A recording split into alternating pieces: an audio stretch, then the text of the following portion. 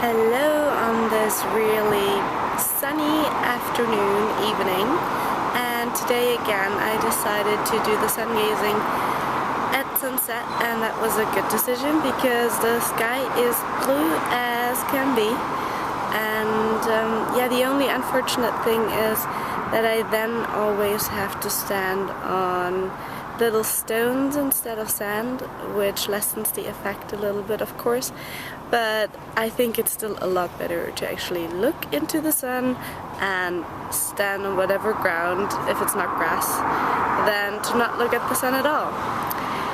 Today's topic has something to do with my tag list. You might have been wondering why I have India in my tag list. And that is because I found out about the sun gazing in India actually. I found out about it from Indian friends of mine, and that's how I got interested in it. And today, of course, at one point one has to talk about the Indian sun mythology, and that's a little bit of a longer story. Like the Egyptian mythology, Surya or Surya is sometimes referred to as being the eye of the god Krishna, who is the embodiment of joy and love. And of course, as well in Hinduism, in his personification, the Sun God Surya is riding on the chariot, and of course as well has 7 horses. It's either actually 7 or 2.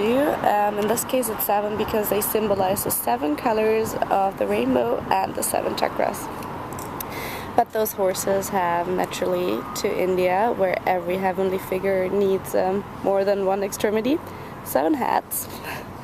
And Surya is worshipped at dawn and often depicted as holding a lotus in each hand, as having 4 hands, so as well several extremities, and holding a different flower in each.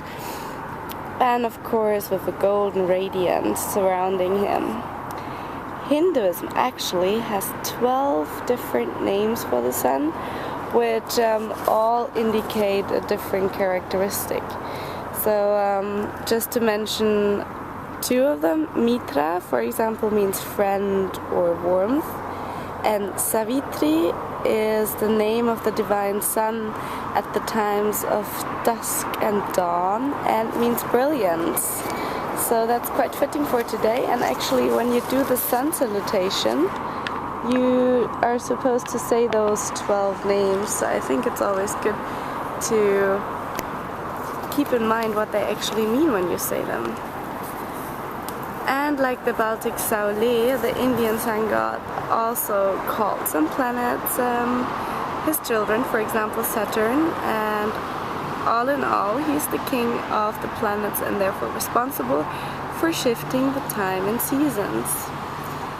He himself is not a judge like in other mythologies, but he has 2 sons who are in charge of that.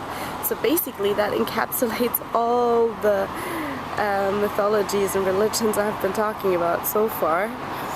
Interestingly, one of his wives, just like Apollo and Helios, who seem to have been not very fond of monogamy, was unable to stand his shining light, and therefore was said to have created a double form of her own shadow, to act as his wife. So the sunlight can never be without the shadow, and vice versa. But even more interestingly, she was the goddess of consciousness. And what does that tell us? That consciousness can't stand the brightness of the sun. Well, I would say that's something to ponder about the rest of the evening. And that's it for the quite extravagant Indian sun god Surya. So have a beautiful evening. Bye!